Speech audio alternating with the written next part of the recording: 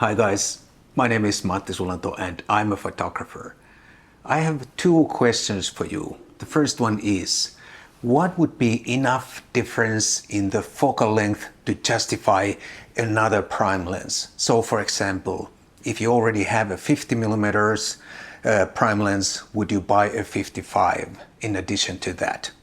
And the second question is, would you buy two lenses of the same focal length? So for example, would you buy two 50 millimeter lenses? In this video, I'm going to answer those questions, and the reason is that I got a comment from someone asking the first question. And it's not such a simple question to answer, and I thought I might as well make a full video, and maybe this video can help those of you who are wondering about the same thing. What prime lens should I buy next? Let's answer the first question first. What would be enough difference in the focal length to justify another prime lens? Assuming the sensor size is the same for the both lenses. I'm saying this because, as you know, and you're probably going to comment down below, that the focal length alone doesn't determine the angle of view of the lens. It's also the sensor size. So all through the video, we are going to assume that the sensor size is the same. So what would be enough difference? When I started out as a photographer, as a hobbyist photographer back in 1975-76, there was a rule of thumb that the next longer lens should be roughly 2 times the focal length of your existing lens, and the wider lens should be about half of the focal length of your existing lens. And I think that rule of thumb is still a good advice today if you are starting out and you're just building your first prime kit. So for example, if you have a 50 millimeter lens, the next telephoto lens should be maybe 185 or 110 or something like that. And your first wide angle, in addition to that 50 millimeter, should be maybe 24 or 28 or something like that. However, if you already have that 3 prime lens basic kit, you may want something to fill the gaps. So if you already have a 50 and a 24, maybe you want a 28 or 35 to fill that gap. And if you have a 50 and 100, maybe you want an 85 or a 75 to fill that gap. And sometimes a small difference in the focal length can be a big difference in real life. For example, I have a 50 millimeter lens and a 40 millimeter lens for my full frame Sony. And I can tell you that they are two totally different lenses. And when I use those lenses, my shooting style is slightly different. There are so many other things to consider also, and not only the focal length, like for example the size and the weight. Let's say you already have a 50 millimeter lens that is quite big and heavy, but it's very good for the purpose that you originally bought it for. But now you want something lighter and more compact for your travel photography because you love that 50 millimeter focal length. So you might as well buy another 50 millimeter lens, even though you already have one 50 millimeter lens. Another thing to consider is the maximum aperture, which is very much related to the previous point that I made. Maybe you already have that super compact, super nice 50 millimeters lens that you originally bought for travel photography.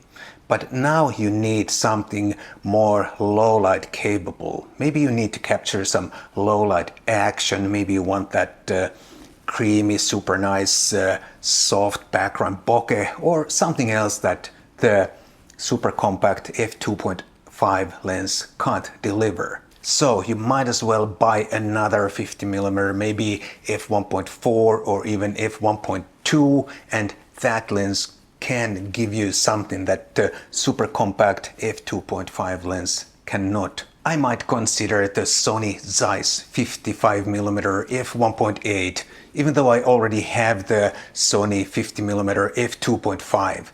The focal length is almost the same, but the difference in the maximum aperture would justify that other 55mm lens for me perfectly. So as you can see, there can be many reasons to buy the same focal length or the focal length that is almost the same as your existing lens. Sometimes the price can be another reason to buy the same focal length that you already have, or a focal length that is very close to a focal length that you already have. I don't encourage anyone to buy unnecessary things because we consume already too much.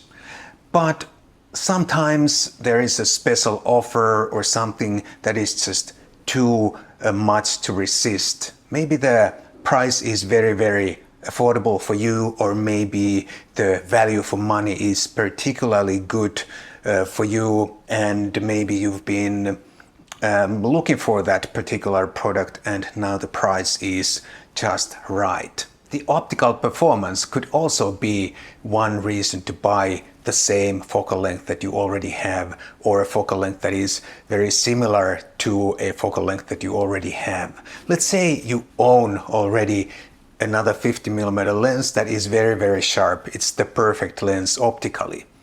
But for some of your pictures, you would like to have a little bit of that soft, wide open look and maybe strong vignetting, and you want to have it from the lens, not in post, because if you do it in post, it never really looks the same as from the lens.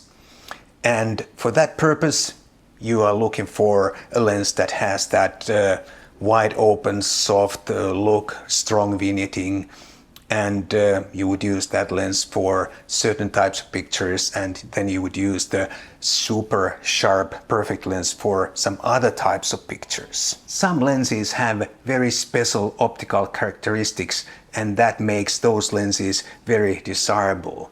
Maybe it's the bokeh, maybe it's the sharpness, or maybe it's something else.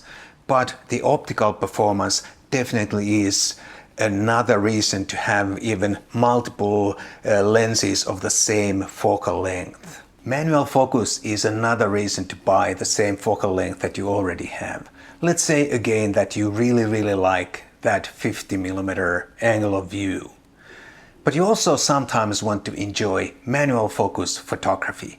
But as we all know, the focus by wire system on every autofocus lens is crap compared to a fully manual lens. And before you mention the manual focus clutch on some autofocus lenses, that's also crap because it's focused by wire anyway. It's not fully mechanical, and it does not have that tactile feel to the focus ring like a fully manual lens with hard stops, and you can actually feel the lens elements move back and forth when you turn the focus ring on a fully manual lens. Now, what would be enough difference in the focal length for you to buy another prime lens? Please share it in the comments down below. And also, would you buy two lenses of the same focal length, two different lenses of the same focal length? Please leave a comment down below. This is all I have for you in this video. Thank you so much for watching. I hope this was enjoyable. If it was, please do consider buying me a cup of coffee. There's a link down below for that if you don't live in Finland. Thanks, and I'll see you in the next one.